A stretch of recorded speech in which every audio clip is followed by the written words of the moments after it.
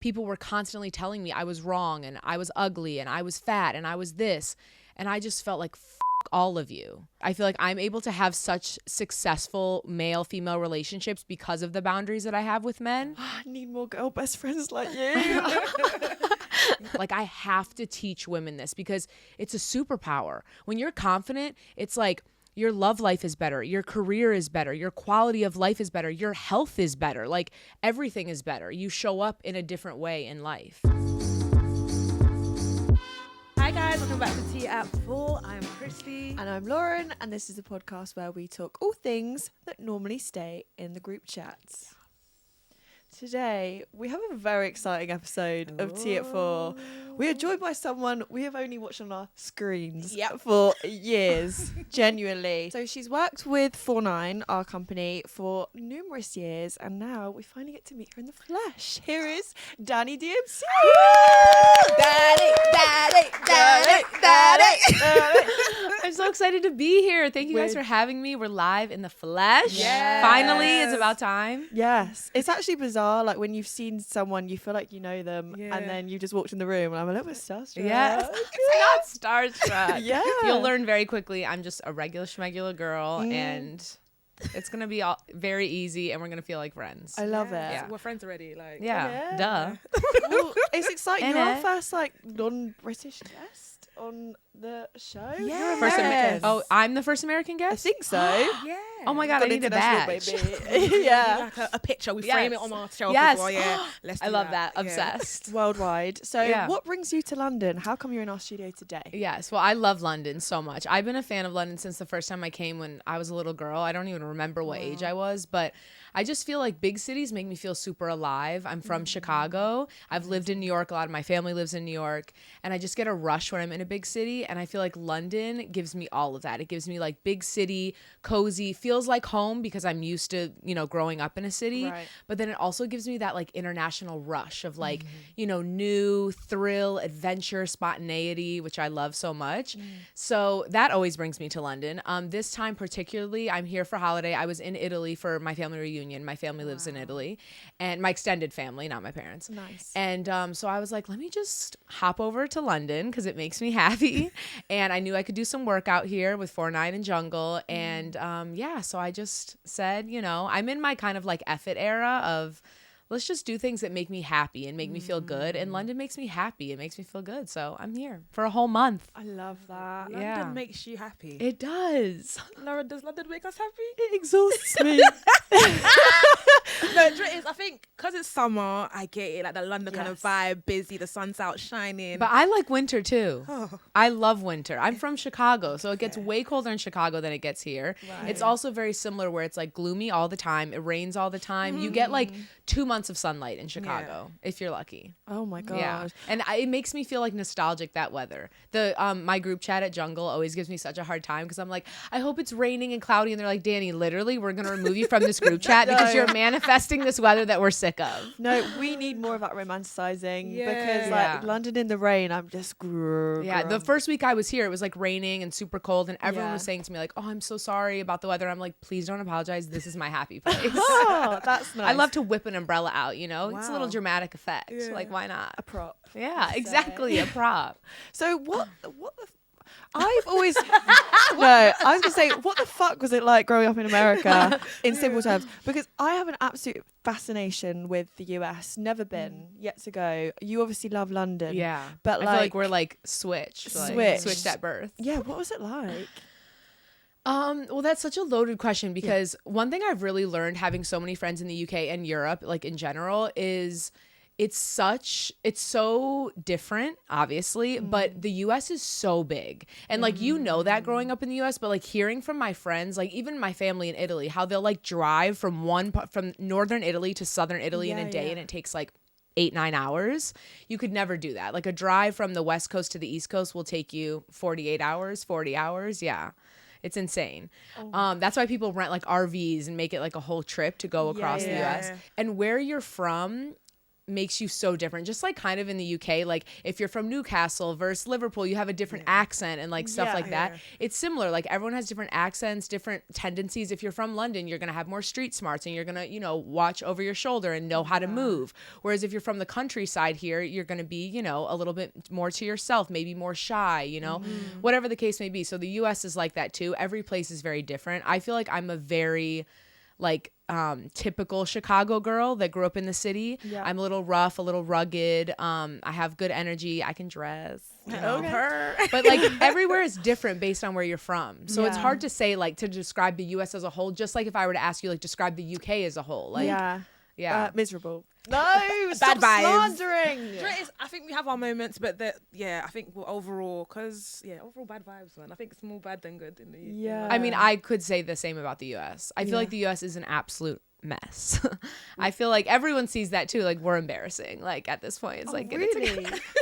I mean, just like our infrastructure and like, you know, our politics, and I'm not into politics at all, but like it's just a mess, and it's just a bit embarrassing that at this ripe time of 2024 we still can't have things together. Not saying that London or the UK has things all the way together, let's be so for real. But I just think that America is just it's you know, we're taught in America like as a kid like we're the best country, we're the biggest, we have the best army, the best education, the best healthcare, and we're the wealthiest, blah blah blah, blah. And it's just like it feels like the younger child that didn't get enough attention and is like me I'm the best and it's exhausting, you know. And I just feel like when I go to London, when I go to Italy, I feel like this is like the older, more mature sibling that's like we've been doing this for a minute, and of course we're not perfect, but like we're more seasoned, and like take a deep breath, you know, like just relax. So what have you been up to whilst you've been here? I've been doing so much. My friends that are from London are like, girl, sit down. I'm like, no, like, I don't think you understand. That's why I feel so excited to be in a city like this, because in LA, you have to drive everywhere. I do live in downtown LA, so you can walk a bit more. But it's not like this where like I'm tubing, training, busing every day. And I'm just like all over. I'm in Shoreditch. I'm in Spitalfields. Yesterday I went to Bicester Village. I'm just all over. Like I want to see everything and do everything, and I want to like be immersed in the city and feel like I live here and like experience everything. I love that. Yeah. I also love how like well you're remembering all the place names, because when I see Americans talk about coming to London, they're like, I went to Peckham and Big Ben, and I went to Bicester Village. Like, well, I've been tested. I have London friends. You have to remember. So I'm not gonna lie. When my friend first showed me Bicester, she said, "How would you pronounce this?" And I said, "Bicester." Halfway there. Yeah, nearly there. You are essentially a body positivity creator, and that's a lot of the content that we've worked with you on in the past. And it would just be amazing to talk to you about like what that's like, kind of how the environment online has changed over the years, being in that role, and all the highs and lows of it. There's a lot of highs and lows. There's a lot of highs and a lot of lows. But it's worth it to me. It's definitely not for the faint of heart, my career. And it's taken a long time to build up. I mean, I started my career in 2017 as a plus size model in LA. I was signed in LA, New York, and Chicago, kind of traveling as a model.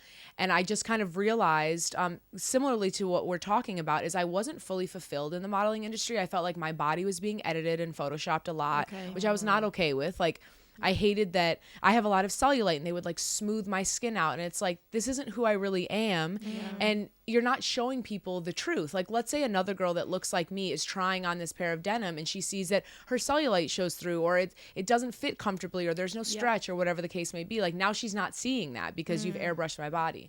So that kind of led me to like, okay, my biggest superpower is my voice and my confidence, kind of in those together. And like, how can I amplify that? How can I, give myself an audience where I can speak about this and really help women and like help us be our most confident self? So that's when I started YouTube, end of 2017, beginning of 2018. And, it changed my life. I mean, it really took off because I feel like at that time there were fashion bloggers, there were plus size bloggers. People were just starting to kind of make their way into video. And I just felt like there wasn't someone young, like my age. At the time I was 23. and as fashionable as me. And that's like no shade to anyone, but I had different fashion at the time, because to be a plus size person was to be extremely creative. To be a fashionable plus size person was to be extremely creative, because at that time you're wearing peplum, you're wearing floral, you're wearing things that to me are not swaggy. I want to be, I was, shopping in the men's section, trying to find like, the swaggiest thing I could find, whether it was oversized or whether I had to cut it up or, just get really creative with it. And it was a long process to kind of live through that. And now it's like, okay, I can come to you today, this swaggy girl, but it took a long time for these brands to get it together. We're still not where we need to be. Yeah. And so I feel like using my voice and being able to not only be a voice for other women and say, hey, we deserve to be in your clothes. Like we need to take up space. And it's not just about the clothes. It's like, we deserve to take up space in the world, and there's certain areas that we can start, but also being a voice to these women to say, hey, look at me. You know what I mean? I'm plus size. I'm a big girl. I'm confident. I'm an it girl. I'm cool. I'm nice. I treat everyone with respect. I think I'm the shit, but I don't think anyone is below me. I think I want everyone to feel the way I feel about myself. And I've always felt that energy, even when I was a kid and bullied really bad. I always felt like, why are these kids bullying me? Like, do they not know? Like, I'm that girl. I love that. I I used to feel that way. I used to be so confused by kids at school and by society and magazines. Like I never was that insecure girl, and I never really let that, I let it get to me in terms of like it made me a more angry and protective person, but I never let it get to me where I was like, damn, they're right, like I'm ugly or I'm unlovable or I'm not worthy. And so because I was able to kind of maintain and develop that confidence, it made me feel like it's my unequivocal duty to pass it on. Like I have to teach women this because it's a superpower. When you're confident, it's like your love life is better, your career is better, your quality of life is better, your health is better, like everything is better. You show up in a different way in life. So that's kind of what led me to this space and doing what I do. And I love it so much. But there's also a lot of lows. Yeah. I guess, so if you were starting in that mindset of like, this is what my message is. Yeah. And you're thinking, if I want to be taken seriously as like a plus size creator, does all my content have to be in that box for people to like I don't know, have you felt in the past you can't really branch out to like the other stuff as to not be taken seriously for the body positivity stuff? Yeah. Not really. I feel like for me, and this kind of goes into the lows as well, is just like in society, in the world, same online, people want to put you in a box and they want you to stay in this box and they don't want you to get out at all. And I'm claustrophobic. So you put me in a box, I'm gonna break that motherfucker. Like I want to get out. I'm always going to be a rebel by nature. Even like we kind of talked about this, but even for me, the term body positivity, I feel like sometimes can be a bit restricting. I typically say like I'm a plus size model, a content creator, and a confidence activist. I feel like confidence activist aligns more for me because yes, I'm a plus size woman, but I feel like the people I speak to are all different body shapes. And it started for me as plus size women, but then it evolved into just all humans that feel othered, whether it's your skin tone or color, whether it's your culture, your religion, your sexual orientation, like anything that the world has said, this is not good, or this is not okay, or you are not beautiful because of blank, my space is for you. And I want to make space for you and for us to feel good and to thrive. So yeah, I feel like I just went off on a tangent there, which I always do. But yeah, I feel like that can be a difficult part of my job, is like people want to put you in a box, but I'm meant to break boxes. I'm meant to break boxes, and I'm going to do whatever feels good to me, what feels right. So if making different type of content, if, switching it up feels good, I'm going to do that. And naturally, I'm a really creative person. So I like to come up with different segments and different things to do. Recently, I just added street style interviews to my repertoire. Nice. And a lot of people would say, oh, you can't segue. You're used to doing content in the house, doing fashion. And I'm like, oh, no, I can do whatever I want. Yeah. And I think because I have that purpose and intent in what I do, I'm not someone, of course, brands want to know the numbers and clock all of that. But for me, I have a lot of friends in this industry who are very consumed by numbers, and that can really get to them. It's restrictive. And I've been able to separate myself from that. Even if I try something new and it only gets 20K or whatever, I'm going to keep doing it, because that's 20,000 people that are, and one person, 10 people, 100 people saw that video and resonated with it. So I'm going to keep going, because why not? The next video might get 50 and then 100. And I'm very tenacious. I'm not just gonna I'm not going to conform. I'm not going to just be okay with like the bare minimum and making fashion videos in my house. Like I'm going to do different stuff to switch it up. I love that. Yeah. Yeah. I feel we've had that conversation, haven't we, about like the pressure of stopping being creative for the sake of like, I just feel insecure about myself. I might, how this is going to look online, the non-perfected version. Yeah. I think for me, it's like not thinking about what you want to do first or what you yourself want to like bring out or like share to the world. You're always consciously thinking about, okay, cool, I want to do this, but how's it going to be perceived? There you go. Will they accept it? Oh my gosh. Or like you post something, oh my God, I don't want to hear the comments. Yeah. So I feel like, especially with the job that we do, sometimes it's like, of course, we don't speak in our videos. We just literally stuff faces. Yeah. I think when I first started, I was super scared to look at the comments. Yeah. Because like, if I see a comment that triggers me, that's it. Yeah. Lauren, lovely job. I'm out. I'm going. There could be 50 positive There you comments. go. There's one negative. That will kind of like knock you off. Yeah. So I do feel like you need to have that mental strength as well. Yeah. Be super confident in yourself. Definitely. But then it's hard because the society that we live in and the work that we do, there's always somebody judging or like criticizing. Like there's always feedback. Yeah. So you've got to be open to the feedback, but also have that sensitive ear to be like, yes, I hear it, but to me and my own feelings, I've got to be give myself grace. It's a very difficult space to be in. I do think I have that mental toughness and confidence because I was bullied so bad as a kid. I was bullied from like 2nd grade to 8th grade, like every day, because I was with the same kids. And but it was different than what it is now. And I feel like no one should have to have that mental toughness.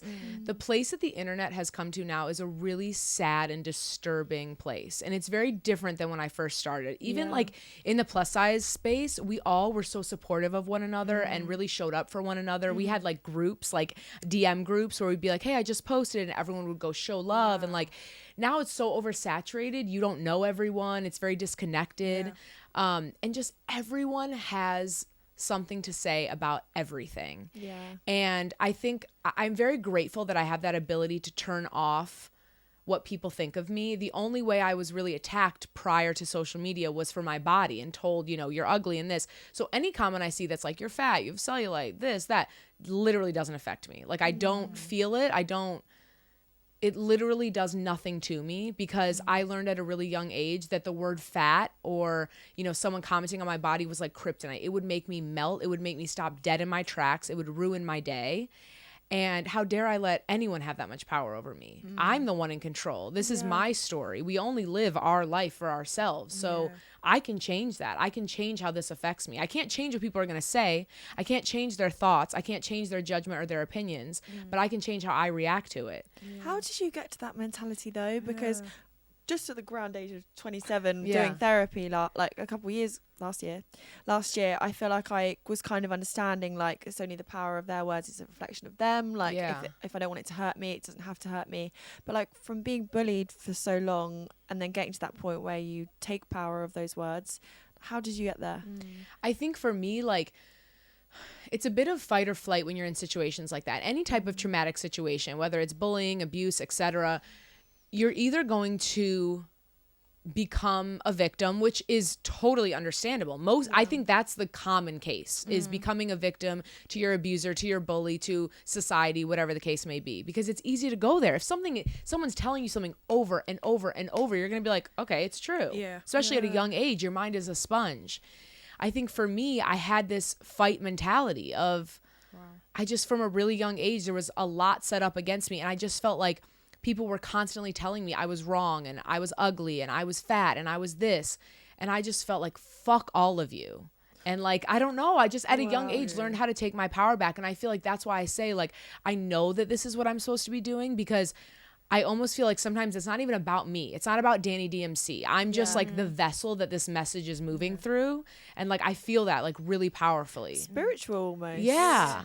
Could I just ask, are you at home, your siblings? Yeah, one sister. She's my best friend in the whole older world. or younger? She's older. I'm the youngest. That's actually quite weird, because I'm the oldest at home. Okay, yeah. So I feel like I went to all girls school, and girls can be absolutely evil. So I think I got bullied by boys though. That's a different. That's a different. I'm ready to fight. I know. But I just feel like as the oldest, you've got to show, like, obviously you go through everything, innit? So you've got to kind of like show out, like, yeah, you know what, I've been through that, and you basically not show that you're internalizing what they're saying so that your younger siblings don't go through that same thing. Yeah. And I do feel like with me, even though I in one ear out the other, I don't show out that, you know, it's affecting me, but internally I'm broken down. Whereas my sister, she's got a lip for days. Yeah. So it's like I kind of there's something about the younger sibling, like don't know what it is. We're made from the dirt. I don't know. I don't know what like, it is. I see what you're going through because you're not sticking up for yourself. I'm gonna be as rude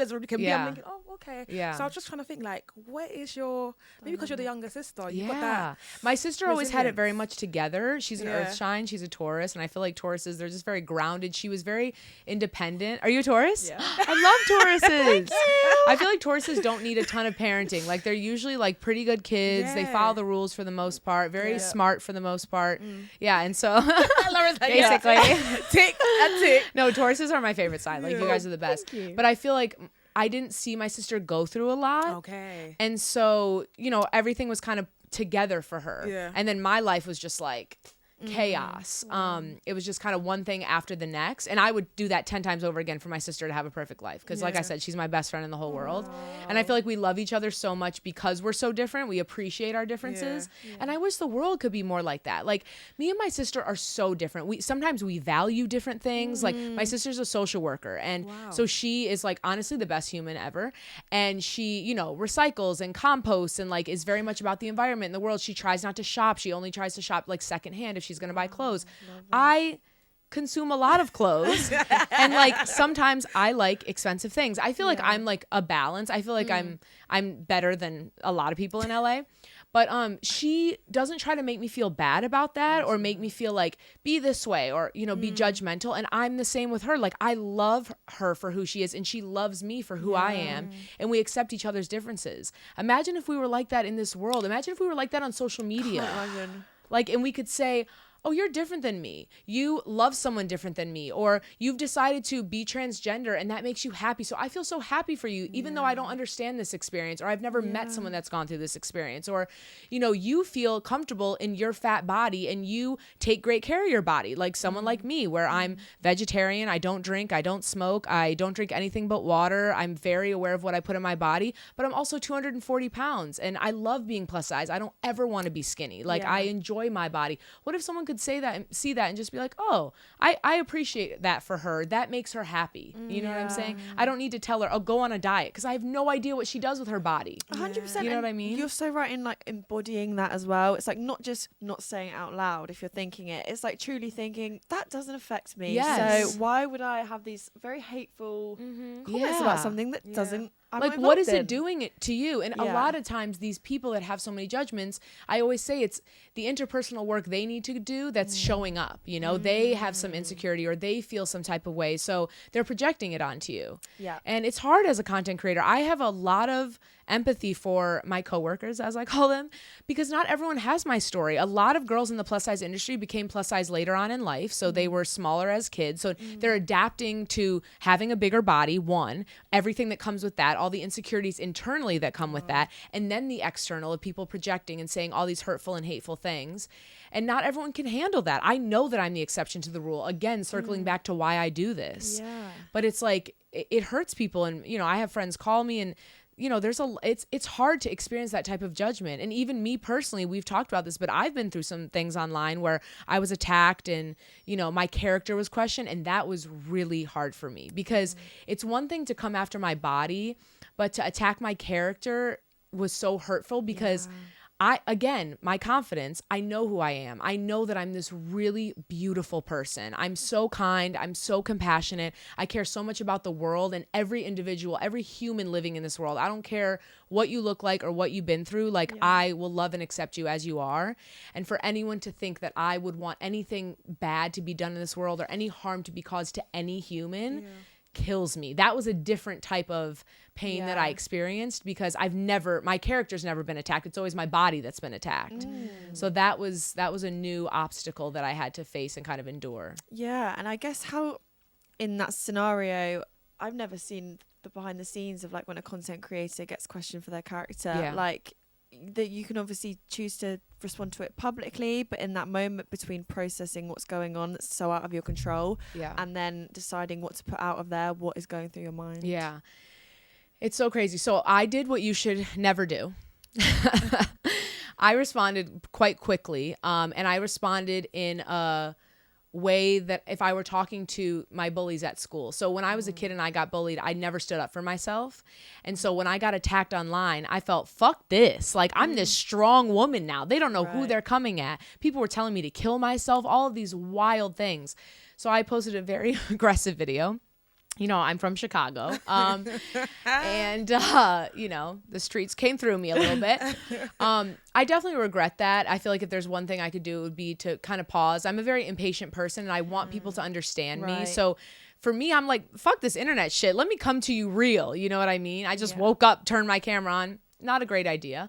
Because I was definitely very defensive and I wasn't in like an open space to hear anything. I more so was like, you don't know who the fuck I am. Like, and I definitely regret that. But I feel like after taking some time to reflect, you know, I was able to come about it a little bit better. I feel like I wish I would have it's hard. A part of me, I'm never one to stay silent. Like, I can't stay silent because that's just not who I am. Everyone tells you when something is highlighted on the internet, stay quiet, stay silent. But it's like, that's not me. That's not who I am. And it was hard. It was a really, really dark time.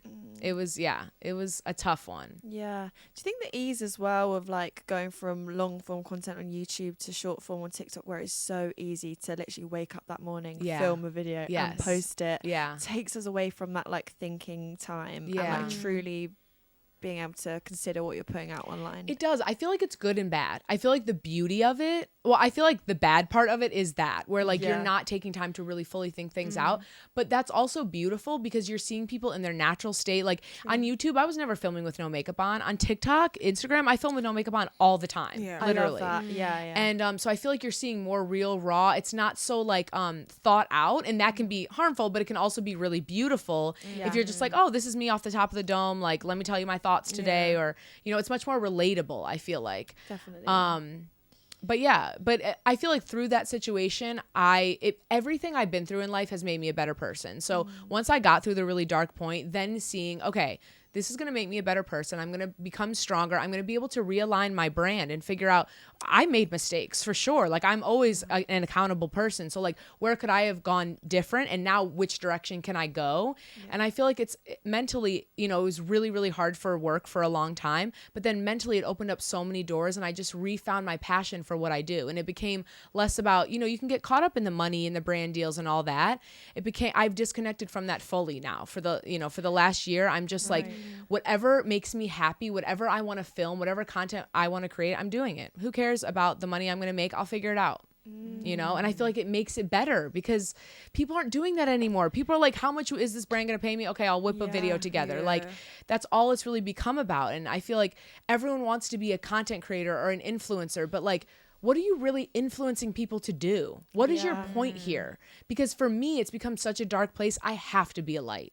I have to show people that there's beauty and positivity. We have all of these horrible things going on in the world and people are dying and people are going through so much and there's so much grief and trauma in every other way. I need to add some positivity and light to the world. And if this is my way to do it, then I'm going to do it full force. Definitely. Yeah. Oh my God. And you live in LA as well, which I feel like is that tenfold. Yeah. Like that idea of like you want to be in your audience's good books, but then you've got all these people around you silently judging you, or not even silently judging you. No, for audibly sure. judging you. When I was going through kind of that tough time, I remember going in restaurants and people were like whispering about me. It was awful. Jesus. It was mortifying. Yeah. Boy, if that was me, like, yes, what's the problem? I'd actually go sit down with them. Like, I know what's going on? What's good? But it felt so different because like I almost felt silenced again. Like when I was a kid, like I felt like I didn't want to turn up because I understood where people were coming from if they didn't know the full story, if they read lies that were being told about me, or if they didn't, you know, I understood where I went wrong as well. So it was hard. I felt like I had to be silent and kind of just live through it. But it was tough. And LA can be a really tough place. I feel like you need to know who you are before you go to LA. And if I'm honest, I want to move to London. I feel like I've thought for a while now, do I want to go back to Chicago? No, you know, I've outgrown Chicago. Chicago's the type of city, once you make it out, you kind of want to stay out type. Right. Yeah. And I lived in New York, and I feel like London is everything that I thought New York was going to be. People say that. Yeah. New York's a little too suffocating for me. It's a little too tight. You can't really breathe. People are really unhappy in New York. Like mental health. When I lived there, like you go to work, like wake up, go to work, come home, don't talk to people. Like it's very, even people here like are nice, they'll look at you. Me and a girl on the tube today sitting across from each other, we both had the onisukas on. Nice. And I kind of like pointed my foot at her and we like smiled. That would never happen in New York. That doesn't happen in London, to be fair. Really? That was a special occasion. That was a good day. Yeah. I feel like people probably know it. They're like, she's American. But no, I feel like people are kind here. Like I just, it's different when you're from Chicago and New York because people are mean, like actually mean. Right. So I feel like London feels nicer because you're giving me that look, but I'm telling you, like. Do you know what? I think maybe it's just the UK. I was in Barbados. Oh, yeah. And literally every single day you come out, good morning, well, have yeah, a good day, that's hello. Different. Yeah. But and coming back here. But the Caribbean too, that's not fair. You can't compare it. Coming back, I started doing that as well. So I'm coming out I need to move to the Caribbean because the way they show love to me in the Caribbean, I'm like... Wow. I'm Mona Lisa. Come on. So I've come out my house and I've kind of adapted that, like, hello, hi. Yeah. So I'm saying hi to people, hi, smiling. People and can like, yeah. Can you come? I'll tell you, when I first moved to LA, people would stop me and say, "Oh, you're so beautiful." And I remember the first woman I was near Rodeo Drive. I was walking in my zone. This lady stopped me and she was like, "Oh, you're so beautiful." And I was like, "What?" Really? Do you know how crazy you don't talk to people on the street from Chicago. Like you don't. Why? Like. Because you just don't. You mind your business. You get where you need to go. Like, I don't know. It's just not like that. It's the same in New York. Like, that's why I'm saying mental health in New York. Summertime in Chicago is better. Summertime shy. People are nicer, more vibe. And then maybe around Christmas, holidays bring out like, you know. But on Christmas Day, do you do the Merry Christmas? What's that? on a like Cheerio. No, literally, my thing as British people is we don't talk to each other the whole year round, and then on Christmas morning it's the Merry Christmas. Well, to be fair, I don't see people on Christmas because I'm in the house in my jammies opening gifts. Yes. But I'm like Santa Claus. I'm Mrs. Claus. So like I literally after Thanksgiving, which like F Thanksgiving because I'm a Londoner now. Right. Yeah. Also, what even is Thanksgiving? But after the end of November, I'm like, happy holidays. And I always try to say not Merry Christmas, but I want to be inclusive to anyone that celebrates Hanukkah or Kwanzaa or whatever. So I always say happy holidays to everyone. And they're like, girl, calm down. Oh. Yeah. If you do that in London, I don't know if they'll I don't care though. That just goes back into I don't care. If I want to spread it might make someone feel good. You never know. 100%. Like, you know what I mean? So like, why not? I was telling my friends, I'm not gonna lie. If you don't say not happy birthday. If you don't smile at somebody today, you're bad vibes. They're like, Christy, what are you talking about? Just me, no, because just smile at someone. Yeah, you never know what people are going through. Smile. Yeah, it's so true. Literally, that day I was just like. And it's like, I feel like, I love that. You have such a great smile. I feel like Chicago and New York, especially like New York, it's like everyone, if just one person was like, you know what, I'm going to be kind today and just smile. Literally, you don't even have to say anything. Just like smile. Yeah. It could affect someone's day. You never know. And if everyone collectively started doing that, just like if we all said, okay, on social media, we're going to be nicer. We're going to be kinder. Like for me, I have a couple friends I'll see sometimes post comments on, I don't know if you guys know, like the Shade Room. Yeah. Okay. Yeah.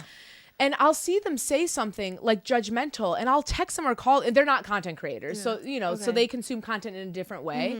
I'll be like, what's wrong with you? Like, don't add that to this environment. Don't add that to social media. Don't say that about a woman or whatever, you know, and it'll be girls. It'll be women that I know.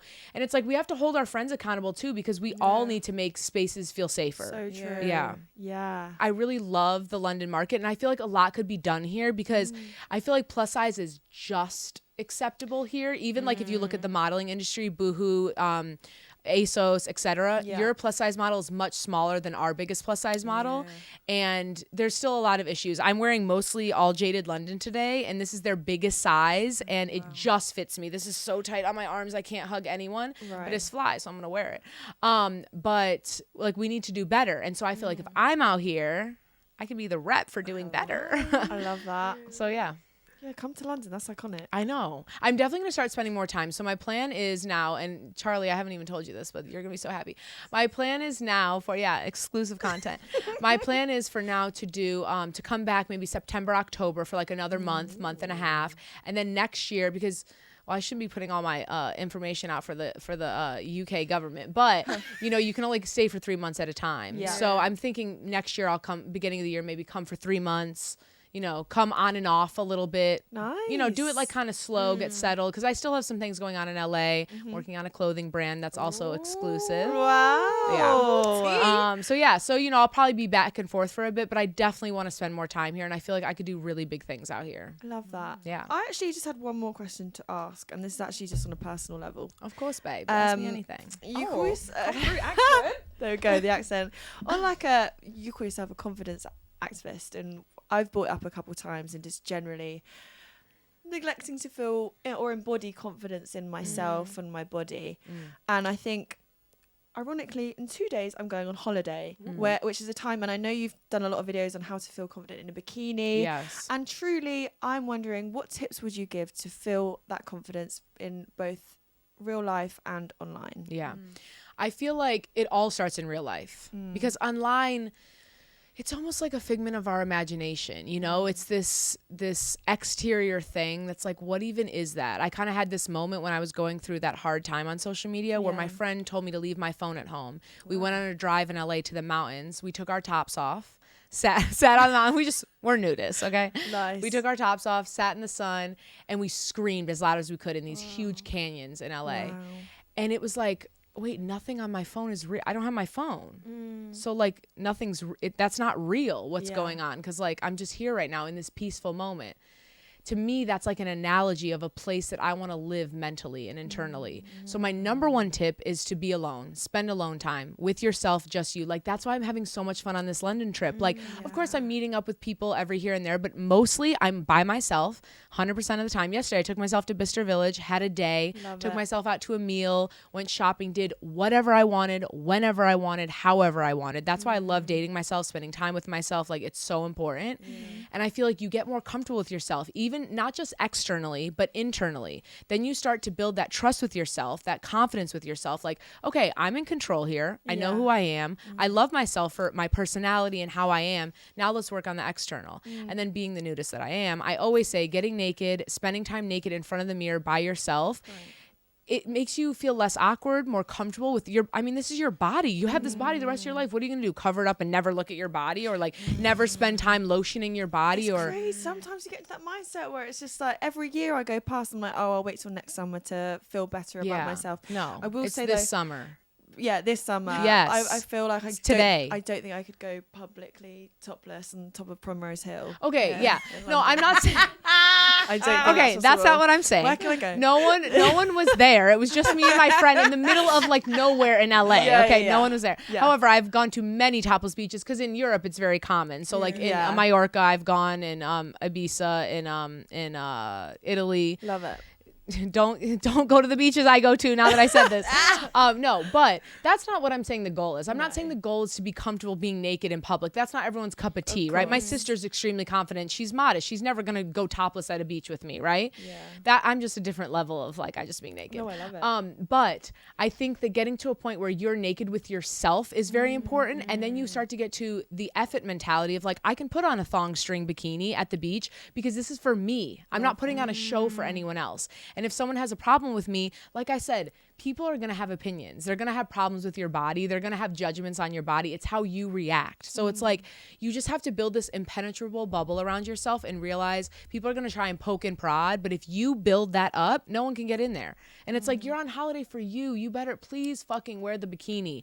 Express yourself. Allow your body to be free. Do not cover your body up and take it one day at a time. If wearing a more full coverage bathing suit makes you feel better, if wearing a one piece, do that first and then slowly challenge yourself. But don't stay comfortable because that's like that's expected of us and that's so boring. And like we have one life. You have one life. You're 27. You're never going to be this young again. You're never going to be in this moment again. You're never going to be on this exact holiday you're going on again. So right. F it. Yeah. Go for it. I love that. Yeah. And all you that are going on holiday this UK summer. Yes. Go for it. Go for Express yourself and don't be worried about anybody else. Yeah. And message me if not. Or follow me. You message me on WhatsApp and I'll give you Please. I'll give you a talking to. Microdosing. Yeah. Just take Yeah. one tapple by the day. Literally. Yeah. So we've been sent some dilemmas from our audience, and I would love that. to like share it with you guys to get our reactions. Let's do it. Should we get into it? Yes, let's get Let's into go. it. Lauren, do you want to start? Sorry, I love how. So I want to share something with you. So Lauren, let's go. Lauren, It's a longie. Okay, Yeah. right. For context, I've been with my boyfriend James for about a year now, and the girl best friend Poppy has grown up with James since primary, so they've always been close. I met James through Poppy, and I love him dearly because he's always been so kind and friendly towards others, especially me. My laptop's just run out of battery. Sorry. Yeah.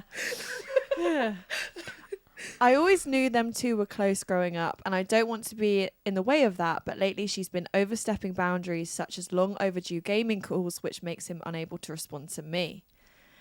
Just to clarify, Poppy has a boyfriend called Miles, who she also grew up along with James, and they have been dating for over 2 years.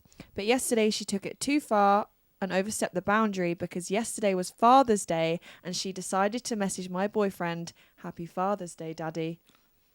I wasn't aware of the fact that she sent him this and was told by my boyfriend that she sent this. I know she meant no harm, but calling your best friend's boyfriend Daddy seems alarming. Am I wrong? I didn't know how to approach James, that I am very uncomfortable with this, and quite honestly, I am both jealous and weirded out by their behaviour. Do I have the right to confront her about it? Are my feelings valid? Am I in the wrong for feeling uncomfortable about it? I asked my family members and close friends about this, and they agreed with my statement, but I don't know if I'm being biased or not. Yes. Yes, Christy. Yes, Christy. I feel like I'm in school. Okay, I feel like me personally, was there LOL at the end? Was it? No. How was it written? No Happy LOL? Father's Day, comma, Daddy. I like how you say daddy. Daddy. Oh, Ew. I feel like that makes it sound naughtier. Ugh. Hate it. Daddy. I hate At that. least she didn't say Zaddy. Zaddy. Like Zaddy or like No, that would be Zaddy. funnier. Girl, she said Happy Father's Day, Dad. Yeah. So Like- is she expecting? But is she expecting? Imagine if she expecting. She's not. That'd be crazy. No. I feel like, okay, first off, to this girl, I feel like you should never question like how you feel and stuff. So like at the end when she's like, do I have a right to feel this way? You always have a right to feel a certain way. agree. I think the fact that you're thinking like that is good. You know, take a second, think, reflect instead of just acting, because I've done that in the past.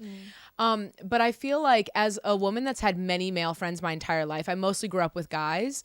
I am a firm believer in boundaries. I feel like I'm able to have such successful male-female relationships because of the boundaries that I have with men. And I feel like it seems like there's a little lack of boundaries between both of them. I feel like if she feels comfortable saying that, then he also is not setting boundaries. And I think that needs to be a conversation between them. And I definitely think she should voice herself. Like, hey, you guys, I love you both so much. This made me uncomfortable. This is why. Going forward, I feel like, you know, we should all have some boundaries that make us all feel comfortable. 100%. Yes, Christy. I love it. Love it. He showed her, right? She didn't just see it on his phone. Yeah, he told her. So I think it's fine. I don't think it's something for her to worry about. But then it's good that she should question it. Yeah. That's true. And like I wonder what his, like when he showed it to her, like this is weird, or like what did he Right. say, or like haha, look at what There you go. whatever her name was sent me. Yeah. I feel like that's important too, because why does she feel comfortable, you know, sending this or joking in that way? Yeah, I feel like there just needs to be more conversation. Yeah. 100%. Yeah. The scariest thing in the world is the unknown. And I feel like Yeah. you could just snap all this up by just asking. Yep, What's going on there? exactly. And again, this all goes back to confidence, because if you have confidence in who you are as a person, as a woman, it makes you feel more comfortable to just bring things up and say, hey, this made me uncomfortable. Let's talk about it, instead of overthinking and being like, do I have a right to feel uncomfortable? Is this wrong? You know, when you're just confident, you're able to say, I feel like that's what helps me too in so many of my relationships is like, if I have a problem with someone, I tell you what it is right away so we can fix it, you know, so we can solve the problem instead of just like ruminating on something. Yeah. Wait, so you've got a lot of close boyfriends. Yes. Have you been the best girlfriend in that dynamic before? Like where the girlfriend's been a little bit sus of how close you are with... Yeah, but I have many Yeah. times. I feel like as a woman, for me personally, it's my responsibility to like show and explain to the woman our relationship. Agreed. So perfect example is my best guy friend from high school. His name's O'Shea. He literally just came out here last weekend to visit me in London. We like grew up together. We have a really close relationship. When I used to live in New York, we'd like sleep in the bed together, but we're literally like brother and sister. Like there's never even been an ounce of anything. Like, and we both know that. I literally said to him when he was out here the other weekend, like, thank you so much for giving me this friendship, because I feel like we're the exception to the rule. People always say you can't have guy friends, like it's impossible. But I think when you have boundaries, you can. And if he were to, let's say he were to start dating someone right now, I would take the initiative, because I'm sure he would tell her about me, right? I would take the initiative to reach out to her, to get to know her personally, so that we could be friends as well. Nice. And to ensure her, make her feel safe and secure. Like, I feel like it's not only the boyfriend's responsibility, but also the female friend's responsibility to make you feel safe and secure, and like know that, hey, I promise you ain't got to worry about me. You know what I'm saying? This is literally like if we were born from the same mom. Like it's not like that at all. And if you ever have any questions or anything, here's my number. You can always hit me up.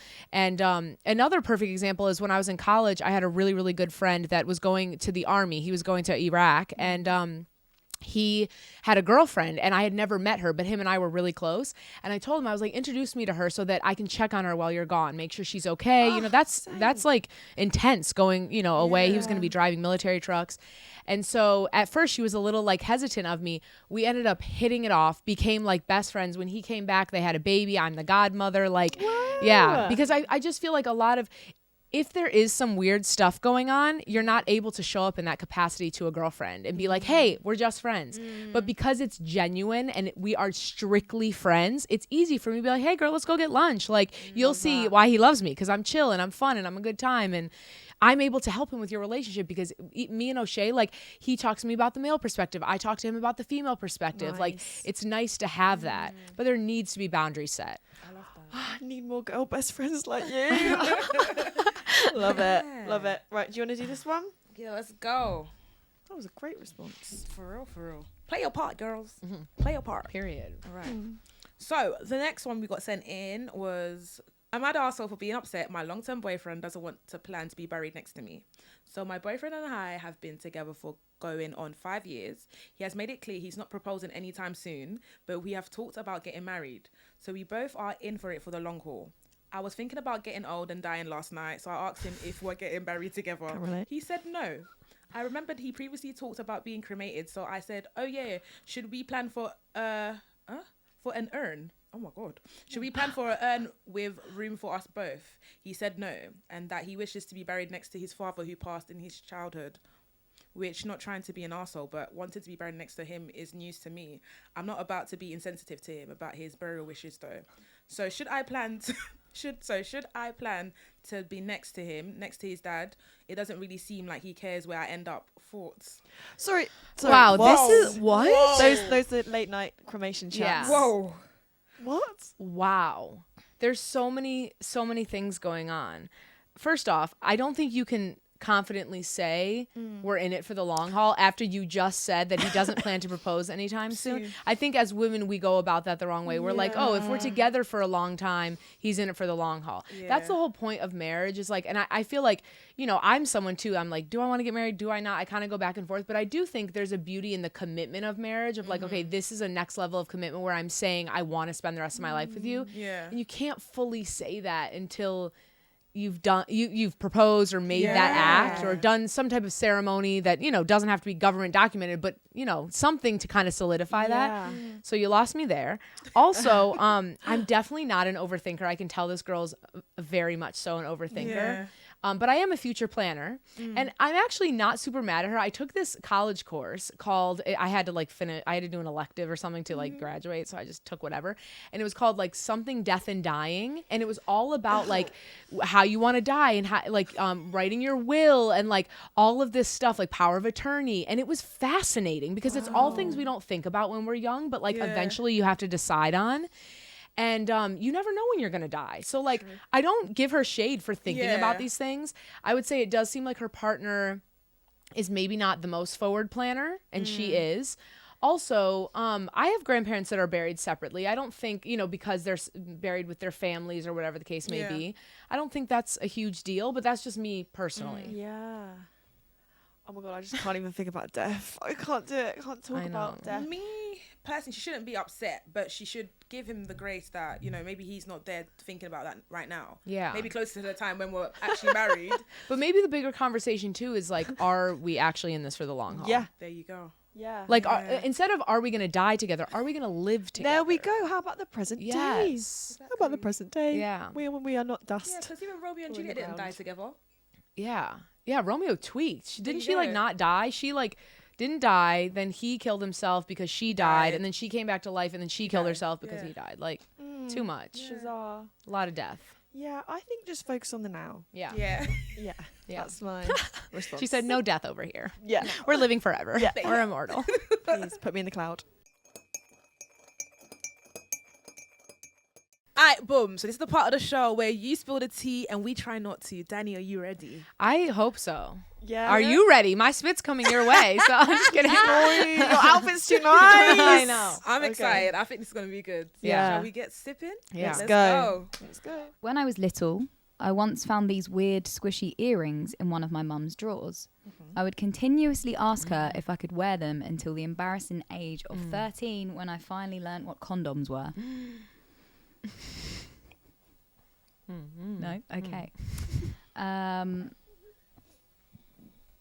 My friends and I were at a bar and a cover band was playing. The lead singer was being obnoxious. He was hitting on all the women in the audience in a very lewd manner, and he was being far too pretentious for being in a cover band. It was making everyone uncomfortable and annoyed. At one point during the show, he says, I would like someone special to take the microphone and say a few words, and he then lowered the microphone stand so that it was right where his crotch was. I don't know how he had originally planned this segment to pan out, but before he could say anything, I yelled in a high-pitched voice, I'm so tiny.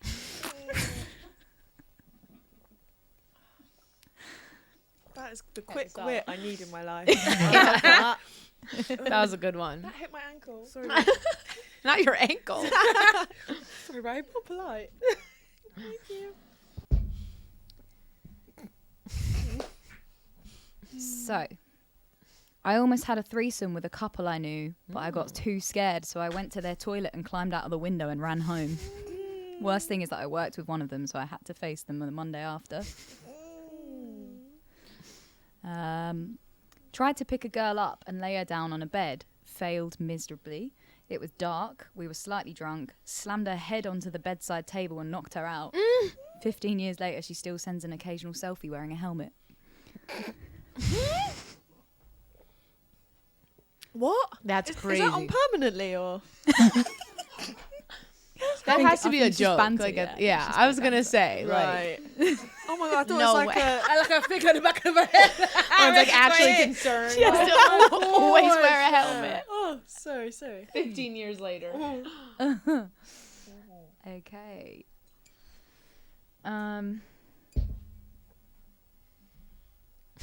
Right. About 10 years ago, I was at a concert with friends, having the time of my life. About halfway through, I noticed something had been dripping onto my top. I must have been sitting under a leak this whole time. I then spent ages trying to figure out where it could have been coming from before realising that both of the gel chicken fillets I'd tucked into my bra earlier had popped and were soaking a sticky liquid into circles on my breasts. Okay. I thought it was gonna be lactation. I really fancied this new girl at work. She wears band t-shirts and is clearly into rock and metal. So I lied and I said I was also into the same type of music. She asked me who my favourite band was. I said LinkedIn Park. She laughed at me for a solid 10 minutes. Oh, it's Lincoln Park, isn't it? Not LinkedIn Park. As in LinkedIn, as in the social media platform. Yes, like Oh, that's silly. that's silly. So I bought Hinge Plus to try it out for a week. I started liking absolutely everything and anything. It got to the point where I wasn't even looking at what I was liking. A week later, I had a telling off from my mum about why incest is wrong because I'd liked my cousin and my sister. That's fucking vile. That is. If it's not EastEnders, you can't be doing that. Yes. Also, let's have higher standards because then Yeah. these crazy looking men think then they can treat you bad because you made them feel like a big man. Oh. Didn't you say you found your cousin on Hinge one time. That's my uncle. Your uncle? What's your age range? I think, and it's not, this is the first year I've started him. Okay. Last year was the first year. I think my age was between like 31 to like 40, 45 plus. How old are you? 29. Oh my god. Crazy. I ate something in my girlfriend's arse because I thought she'd put it there on purpose for me to find. She had not. First off, I don't think I had enough water in my mouth because I would have fully spit. So what was in her ass? Don't know. That's Doesn't say. disgusting. Ugh. Gonna assume Brother, poo. brother. What do you mean there for me to find it? I don't know. Maybe she thought it was like a. I don't know if I'm like a part of a small percent, but like, don't lick my butthole. No. Ballads. Yeah, like don't lick my butthole. Also, don't try find things. In Yeah, there. like, don't put things in there. Like what? That's not for you.